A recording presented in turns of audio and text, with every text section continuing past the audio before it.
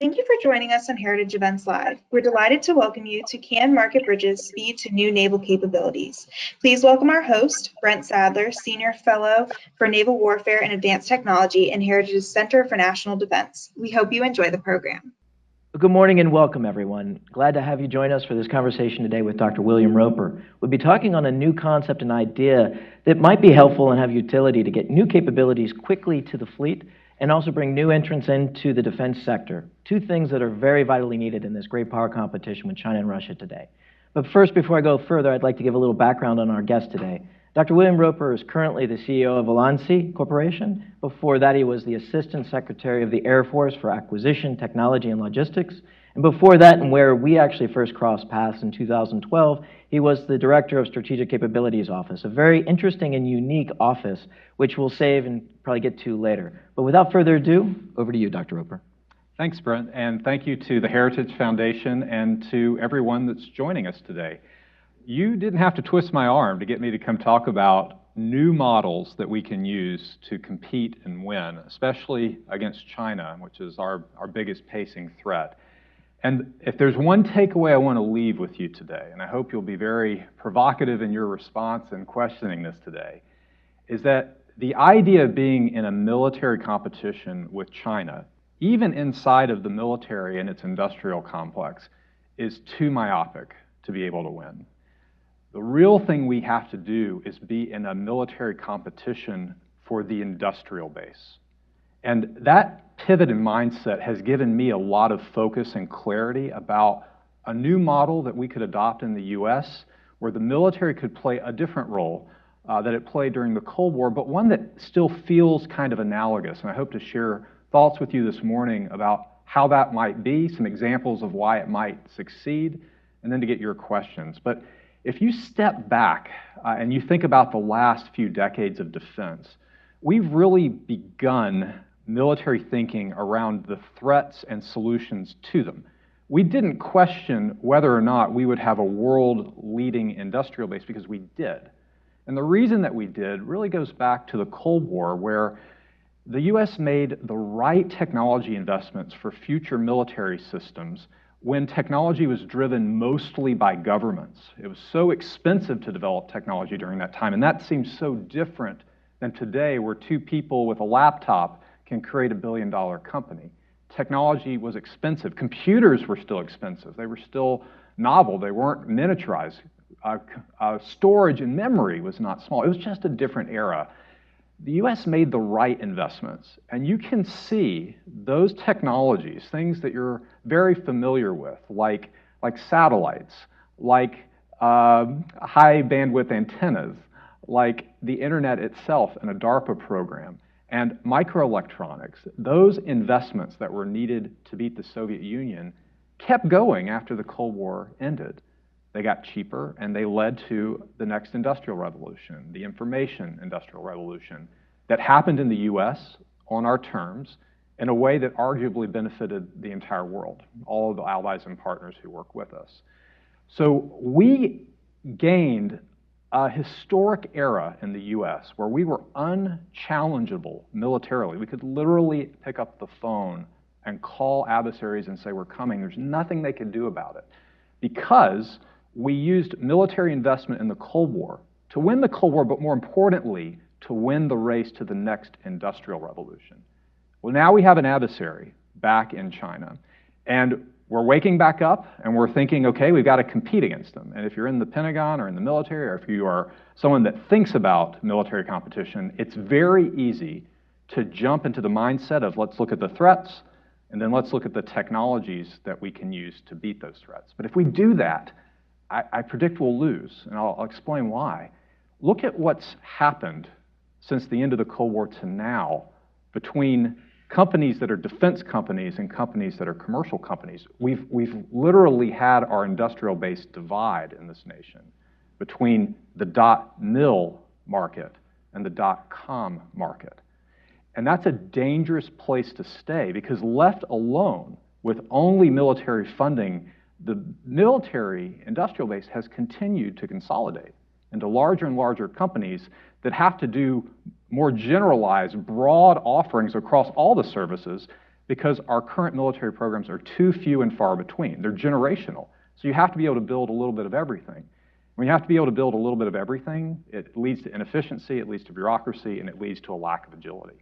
And so our military industrial base has continued to collapse. Meanwhile, new companies have grown up in this nation, making amazing technology, but without a relationship with the military to begin with. That benefit we had after World War II, where almost everyone in business served in the military, that benefit's over. And we now have companies growing up that don't know that working with the military can be some of the most satisfying work we can do. So what we need now is we need to wake up and say, hey, it's not the Cold War anymore. 80% of the nation's R&D is not in the military. 80% of our nation's R&D is commercial. And we need a new model to have that R&D not just help us solve military problems, but to create the next industrial revolution so the same thing that has happened over the last generation happens again. And so when Brent and I first started talking about this, I said the solution became obvious to me when I was in the Air Force. I was looking at one particular market, and that was electric aviation. These vertical takeoff and landing, flying cars, flying taxis, and watching our civilian FAA partners have a challenge in certifying them because there hadn't been electric airplanes before. And I thought because you're a little more forward-leaning in an Air Force, that we would be able to certify these first-of-their-kind aircraft, and we did that. We got $25 million from Congress, and companies like Joby and Beta have gained military flight releases and generated the first revenue in the market. Well, since then, the validation of the military that these vehicles were safe has led to massively increased investment in this new commercial tech market. These companies are now going public with high valuations, and now there's a market, a new market, that's here that's not military, but it's commercial, and it's a dual-use market. It's not .com or .mil, it's .tech. We have access to it for commercial advantage, for economic advantage, and for military advantage. I look at that model where the government preempts and induces the market, and I contrast it to what happened when hobbyist drones emerged. That technology also emerged first in the US, but it didn't have a strong connection to the government. There wasn't government leadership to stabilize it in the US. And now that entire supply chain has moved overseas, and the designs that we created are now DJI. That's a cautionary tale for what happens if we don't go compete for the industrial base. It's not enough to build a war-winning military anymore. We have to build a war-winning military in a way that builds a war-winning industrial base for the future. That's the big idea that I had in the Air Force, and I'm doing everything in my power, now that I'm outside of it, to try to catalyze these markets and provide ideas that could help us maintain this advantage into the future. Well, thank you very much, Dr. Roper. So for those of you in the audience, we're going to be shifting over into questions and answers from you. But we have, before we get started, we have a polling question. There'll be a couple of these that'll be posed to you to get a sense of where you are as we go through this discussion. So if we can, go ahead and call up the first polling question, and we'll give about 30 seconds for you to answer while we think about questions that we'll pose to Dr. Roper here shortly. So 100% of, or no, results are coming in. It looks like the majority of our respondents have responded the last one, all of the above. And second after that is Department of Defense processes hinder. Well, I think that kind of gets to your point. And many times our own processes and our own institutions in DoD, Department of Defense, tend to hold us back from actually making the type of changes that we need to. But in your estimation, based on your experience, both at Air Force, now in industry, what are the most promising sectors for this dual-use kind of market bridge or regulatory bubble that we could actually really take advantage of in the next couple of years?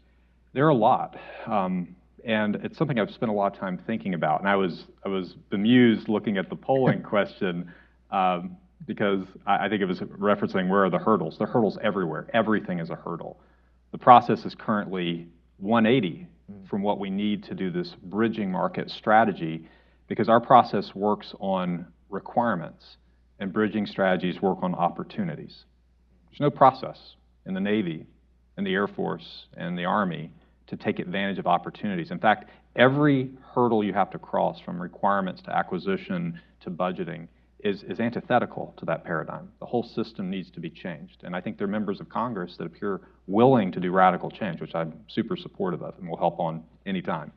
In terms of like what we should focus on, I think you gotta get specific. Like, you know, I always had theories, but if you watched me in the Air Force or at SCO, we got really specific at putting them in practice. That thing we did with the Agility Prime program, you know, we were walking around crazy talk when I was talking to Air Force general officers about flying cars. They're like, we don't have a requirement for those. I was like, but this is going to be a big industry, and we don't want it to be a Chinese industry, and we can make it be a U.S. industry. So that insight, the fact that that has now appears to be actually happening, is giving me a lot of confidence that there is a strategy where the U.S. could win. So I look at now running a drone logistics company, a drone logistics and sensing and medical company. I see the same opportunity. I see a new market. It appears it's going to be very big. It's much bigger than delivering Uber Eats to your home. It's going to move critical supplies to people who need them and effectively make getting items the equivalent of like downloading. You get them fast, right? Even faster than you do today. That seems to be a pretty powerful idea that could have a huge economic advantage if it happens in the US. What are the hurdles? Well, drones are only in the military, and not a lot of people know, Brent, that we don't have autonomous things in the military. We have remotely piloted things. And there's a very big difference between remotely piloted versus fully autonomous. So I see we've got a new kind of capability, full autonomy, that will be instantiated on what are historically military platforms. That seems like another big regulatory challenge. So where could the Navy be a leader in the world is saying, we're going to find a way to certify these systems. We're going to set the safety standards. We're going to get a way to regulate these within the Navy. I predict if the Navy did that civilian regulators would say, thank you, I don't have to figure it out. I'm going to do exactly what the Navy did, and the market would happen. So I doubt the Navy has a requirement for drone delivery to ships. But if they decided to have one, or better yet, to be opportunistic and catalyze the market, I think the same thing that we're seeing with electric aviation would happen again for drone logistics. And what's the benefit? Even if you don't want to go do it at a massive scale now for military operations, you have access to a new industrial base. And in the meanwhile, the U.S. gets the economic advantage, the benefit of having that technology, those jobs be domestic. So it's a win-win, but it really would take the Navy out of being a pure purchaser and would turn it into more of a partner, less a procurer, more of a catalyst. Yes. That will take some of the most strategic thinking in the government, because you'll have to understand these market trends, you'll have to be able to understand the business cases that come from them, the economic cases that come from them, and decide where best to put money. But without this investment mentality, we will lose, because look what happens when we just procure. We shrink the industrial base and create generational programs. That's a losing strategy. As a submariner, former submariner, there was an interesting exercise that was done. And I'm not sure how formally it was done, but they used a drone to deliver mail to a submarine, surface submarine. Mm-hmm. And having been one, avoiding having to wait for the tug or having to go into a port or where there's a lot of heavy traffic, there's a lot of potential there, obviously, for getting parts and as well as getting the mail to the sailors without bringing the ship all the way into port. We did some deliveries between Navy and Coast Guard ships, and what we were told is most of the things delivered out of cycle are less than 10 pounds. So they're time critical. They're medicine. They're parts. They need to go now. Yes. So it's an example. Like you can get hung up and say, let's talk about drone logistics forever. But there are other areas. Anything involving autonomy, anything involving space is a huge case for this kind of catalyzing bridging market strategy. So if you think historically, the military has always been the first adopter of deep tech.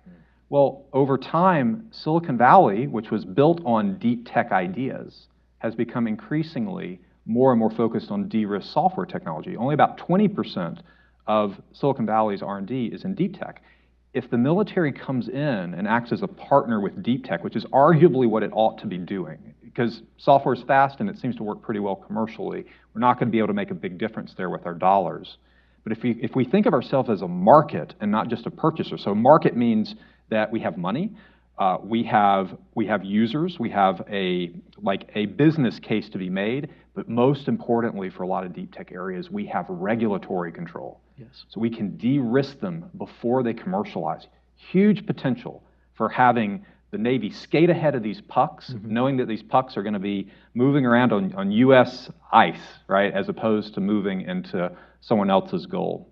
And if we don't, I just see the inevitable that our industrial base for the military will become increasingly separated from all of these new areas like space and AI and quantum that are increasingly mostly commercial. Oh, yes. I think now we'll go to one of the questions from the audience. Maya? Yes, we have a question from the audience. Should SCO, the Strategic Capacity Office, change its focus from cross-service use to dual use of commercial technologies? You know, I loved doing the SCO office. That was a great, I mean, that got me plugged into the China fight. I had that task before I think anyone else in the Pentagon did, and what an overwhelming task when you're still doing violent extremism. It was very clear to me in starting that office that we needed immediate solutions today.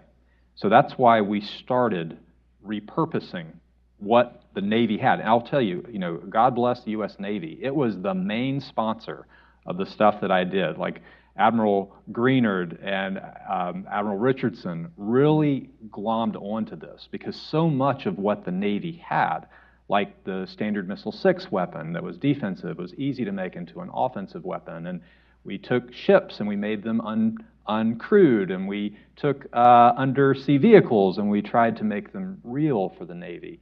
But it was all about providing immediate solutions that were asymmetric in the way they were applied. So let's not fight the way we fought, let's fight a different way. And after 5 years of doing that, we were still coming up with ways of repurposing. And I think that ought to always be done. Keep innovating with what you have, because if you can find a way to make it disruptive and deterring again, it saves you money for something that's really leap ahead. So we should always be innovating with what we have. MacGyver style, right? You know, you gotta fix it with what you have. But it's equally important to think about the industrial base and the next leap ahead set of technologies that are going to be probably commercial in nature. And that was dawning on me as I was leaving the SCO. I was doing programs like Project Maven, which we know how that went, but it's trying to bring commercial machine learning into the Pentagon.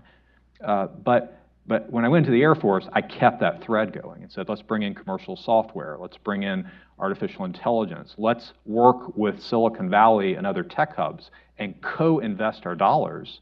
And after just 3 years of doing that, we were seeing a 4-fold return on our investment. So you put $1 in, you get $5 worth of purchasing power. Why? When investors see that military dollar, they see product market fit in a different market that has different rules that gives an advantage. So we want to co-invest. Imagine if we took the Pentagon's budget and we co-invested it in myriad areas with private investors. How dominant could we be? Let's go back to China. Yeah, China's got a huge advantage in their centralized strategy. But the disadvantage is that when you're centralized, you don't get the stability that markets provide.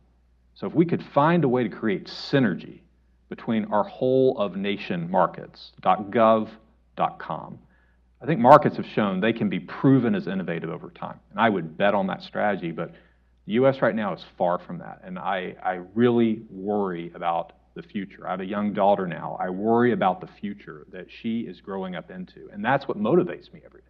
So I'm still working like 14-hour days after leaving government, is that, yes, I care about doing a good job, but I care more about creating a better future. And I see for the first time in my head, the path to losing is becoming more and more real. We've got to change the direction we're going, and the U.S. government has to lead this change. And the military will be the lead of that lead, and it's not playing that role right now. Terrific. I think we're getting close to the halfway point, but we'll take one more question. We've got another poll, but let's go to the audience if there's another question.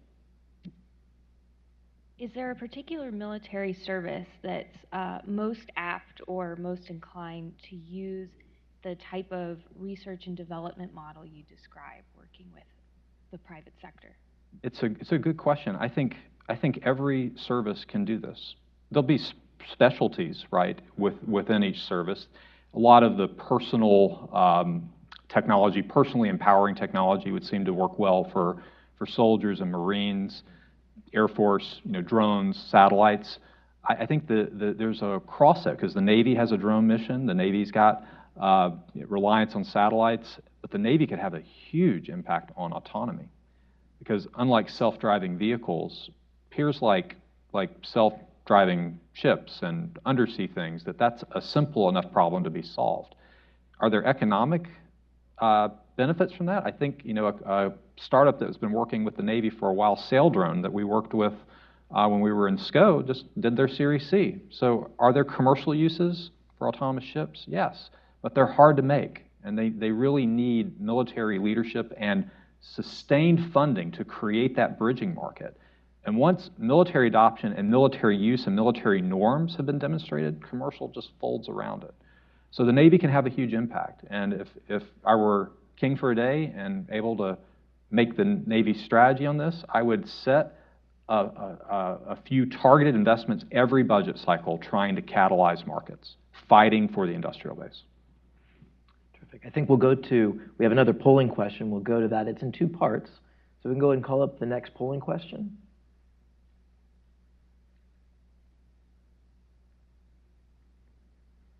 Give a few seconds for that, and we'll shift to the second part. I think that was it for the polls. Is that correct? Oh, there we go. So I give a few seconds for the audience to kind of respond to those two. And it's really kind of questions looking at, is this the right thing to do? And we'll kind of get a sense for where the audience, I have a feeling I know which direction they'll go, but as they're thinking about it, we are in the fourth industrial revolution right now. Many people have kind of made that assessment. But we're starting to see potentially the beginnings of a fifth industrial revolution, more in bioengineering. Is there a room, we've talked a lot about things, machines, is there room for a market bridge in that? Because that's a different type and different nature of regulatory control. Absolutely. If you're taking this seeding the next industrial base, which really requires you to win these industrial revolutions, then the fight starts right now for the fourth industrial revolution. And I think that term's becoming pretty broadly accepted. I use it.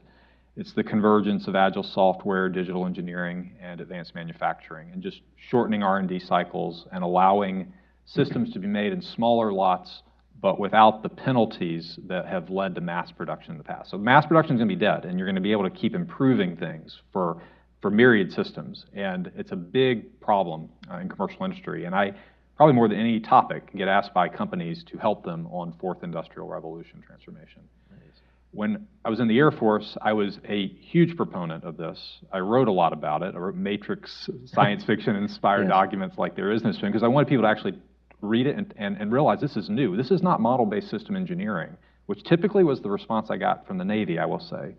We've been doing MBSE since the 90s. Yes, everyone has, but this is different. The models are not models, they're virtualizations, digital de-risking, digital design, digital concurrency based completely different rules than their physical counterparts.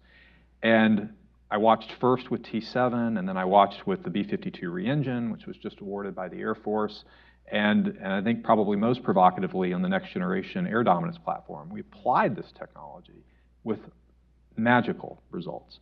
And what I realized was this is an example of exactly this bridging strategy, because this technology, this fourth industrial ecosystem, was created, let's say, mostly by the automotive industry. And I think truly made exceptional in Formula One as a very close military exemplar. But it was made there, it was just crossing into aviation, but in military systems first. So T7 is arguably the first example of a truly digital airplane.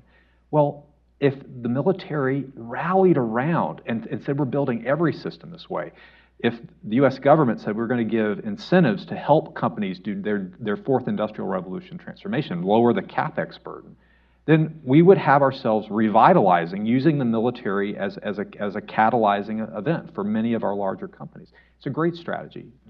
Replay that for the fifth industrial revolution.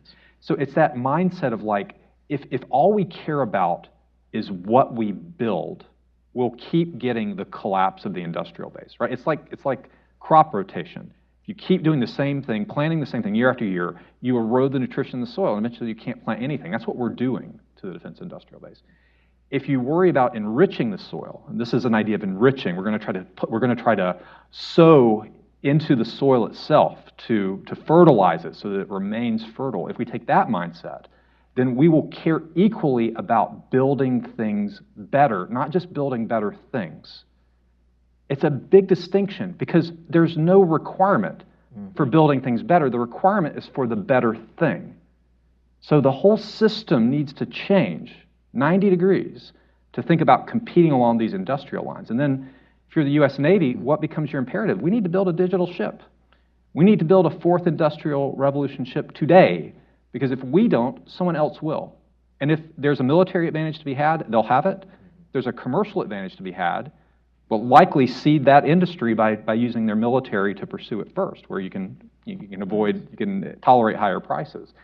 The consequences are dire, and then as we move into the fifth industrial revolution, they become scary, right? We move into areas where we simply don't have a lot of expertise in the military. Biology is, I think, the most limiting area of expertise that we have. I think we even have a little more AI expertise. We have very little of that than we have bio. And the things that are happening in synthetic biology and gene editing are just plain scary. It's like cheating on Mother Nature's test. We haven't earned a right to this technology, but we can hack it and use it. Seems super scary to me, and an area that I wish there was more investment and focus, and one I am confident that if we don't have close commercial partnerships, if we're not seeding those synthetic biology, gene editing companies in the U.S. and stabilizing them here, that may be the biggest security risk of all. Oh, yes. So I'd be remiss if I didn't come back and talk briefly that there looks like there's a market opportunity for this dual-use autonomous sea vessels in the logistics, because the nation right now, it's been in the news, empty shelves, shipping backlogs, logistic backlogs. There's probably some utility there that the market is starting to get a demand for. But let's go back and see what the results were from the second two polling questions. Maya? At the first poll, 100% of respondents said that it is appropriate for DoD to use Market Bridge. The second question in the poll, 68% of respondents said that a most effective near-term use of a Market Bridge would be test ranges for new platforms and weapons. 16% said bioengineering applications, and 16% access to fleet experiments and Navy exercises. Oh, interesting. Only add, aside from testing, you need the regulatory side. It's getting to being certified, because testing alone keeps you in the R&D eddy. Yeah. Never get out of it. You demonstrate it's possible, but you haven't demonstrated that it can be made operational. So the key is that a lot of great ideas, a lot of great companies and startups get stuck in the R&D eddy, and you don't get out of it. There's no recurring revenue in it. They're just one-time deals. You prove something, everyone gets happy about it, and then nothing else happens. Look, we did a delivery between a Navy and a Coast Guard vessel. It was great. We thought super successful, but nothing happened after it. Yes. So the key is having a plan to get to certification and some level of recurring revenue. And in the case of the Agility Prime electric flying car program, it's only $25 million, right? That's not a lot to seed an entire industry. We have the funding to do this. It just requires the strategic mindset and cutting back against that bureaucracy that will say, the first thing they will say is, we don't have a requirement for that. I would probably go a little further and say there's needs for some creative imagination and new thinking. Maya, do we have any other questions from the audience? We'll take one more, and I think we'll start to get to wrap up. Yes, so a few members of the audience have asked about currently existing programs. One questioner cited the SBIR program. Another brought up organizations serving as innovation hubs and bridges like AFWorks, NSIN, and Naval X. They ask, are there too many of these organizations or too few? How should we think about how they all fit in the larger enterprise? It's a very good question. I'm asked about that a lot. So I was very intentional in helping the Air Force create AFWERX when I was in SCO, and then you got to be careful what you help create because you may end up owning it. So I ended up owning it in the Air Force. Very intentional because I saw a flaw in how we were engaging Silicon Valley. We were energized, we were there, we even had a little bit of money that we were putting into programs, but none of our contracts represented a product market fit because the organizations that were putting them on contract did not represent a market. They were not a purchaser or procurer or operator. That's where the recurring revenue is. That's what gets private investors exciting. So it was equivalent to the R&D eddy, right? And I was so afraid we would lose a window of opportunity to work with private investors, and their arms are open. I think China's handling of Hong Kong really did us a favor in making startups and investors think that doesn't comport with their values and they want to work with us. So we came in the Air Force at exactly the right time. The model we have in AFWERX, I am confident is the right model, but there's a lot that Congress could do to make it easier to implement. So I've discovered SBIR, right? Almost $900 million total dollars between SBIR and STTR. That's a huge amount of investment, but it was all going into the R&D eddy. So what we did is we allowed AFWERX to control the entire pot, which is not equivalent for any other organization. So they have real dollars to put on contract, but they can't just go do what they want. They have to induce Air Force Program Office investment. So if an Air Force Program Office puts $1 on the table, we can match it with SBIR and then match it again with private investments. That's how we got to the 4-to-1 matching. That's why program offices wanted to participate. You put $10 million in. If you get like $50 million of purchasing power out, that's a great deal. And we structured the investment strategy, and this is putting them on contract. We didn't take equity, but we set investment because we wanted to think that way. We set a structure where you started with a lot of small bets and then fewer mediums, and then you took a few big bets per year. And one of the companies on whose board I serve is Hermeus. They're building a hypersonic aircraft for the Air Force. They got a $60 million contract, and it was a match of PEO, Program Executive Office dollars, matched 1-to-1 with SBIR, matched again, completely matched with private dollars. $60 million to get a hypersonic plane built is fantastic. That's the kind of thing that can be done if we use our dollars well. But if private investors don't see the product market fit, they don't see the program office or the warfighter, it's just another R&D contract. It's another cul-de-sac that looks great when you first turn down it, but eventually you hit the dead end and turn around. Terrific. So before we go to closing comments, and I'll give you a chance to hit anything that you think we should have but we didn't so far, we'll go back to that first polling question that we asked at the very beginning and just see how you, the audience, have changed your position or if you're still in the same mindset. And give you a few seconds for that and for Dr. Roper to kind of think about anything that we should have addressed or should have raised and questions we may not have raised that you would like to address as well. So we'll give this just a few more moments to ask that initial question. We won't wait too long. Does it look like there's any change, or are we still on this where we were initially? We still have some responses coming in, so Okay. Give it a second. All right. It looks like about half of our respondents, a little more, have said all of the above. Second after that, Department of Defense processes hinder the most.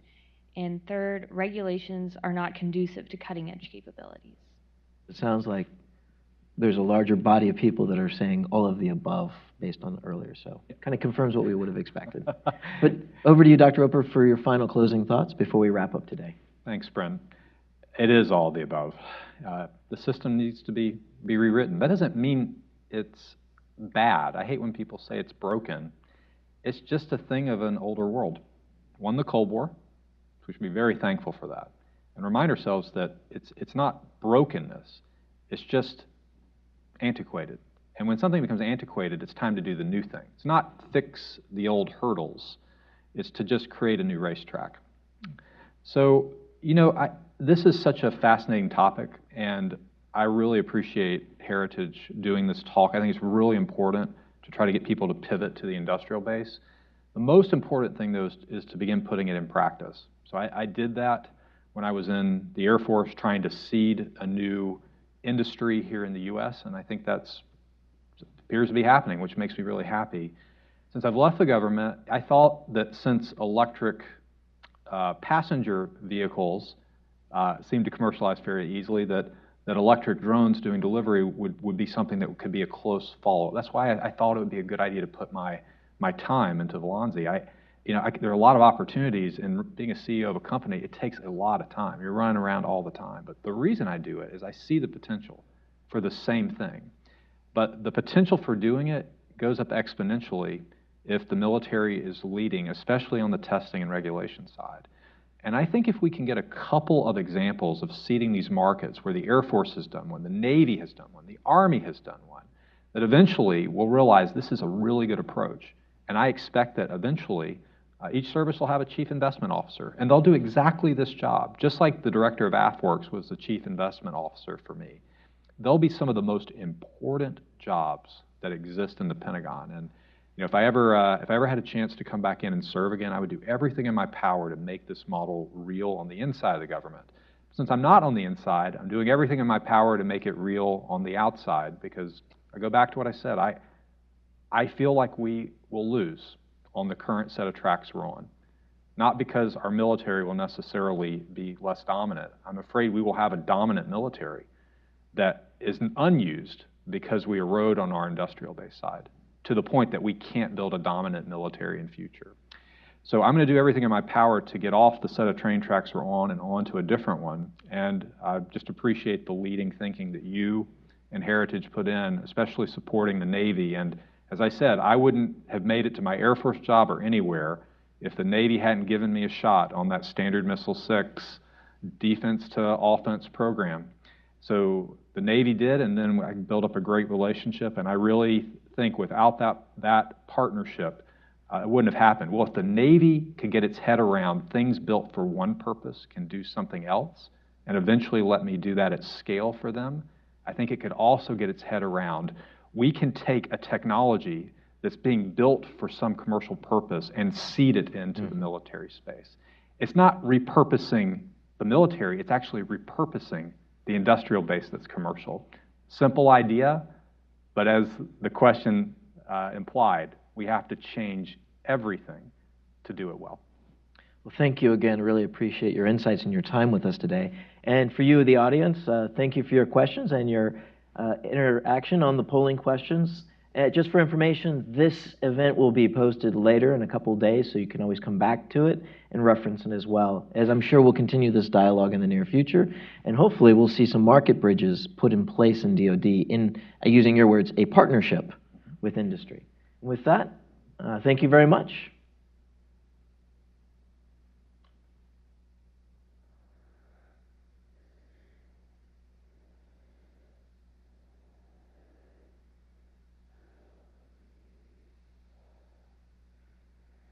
Stuff, but when this launch thing came up, I was like, God, it's so close to agility funding. And I'm pushing maybe down to 5 years.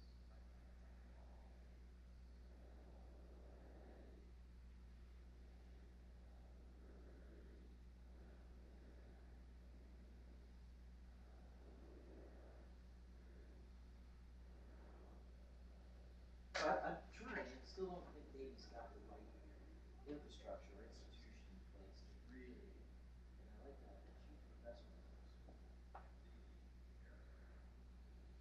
It's perfect for the autonomous drone industry because flying over water is probably the first crossover. Yeah. Well, so the other interesting from the shipping, the commercial shipping business, one of the things that's really killed off our industry, I would say, is the fact that it's an unfair playing field for one, and we're not competitive.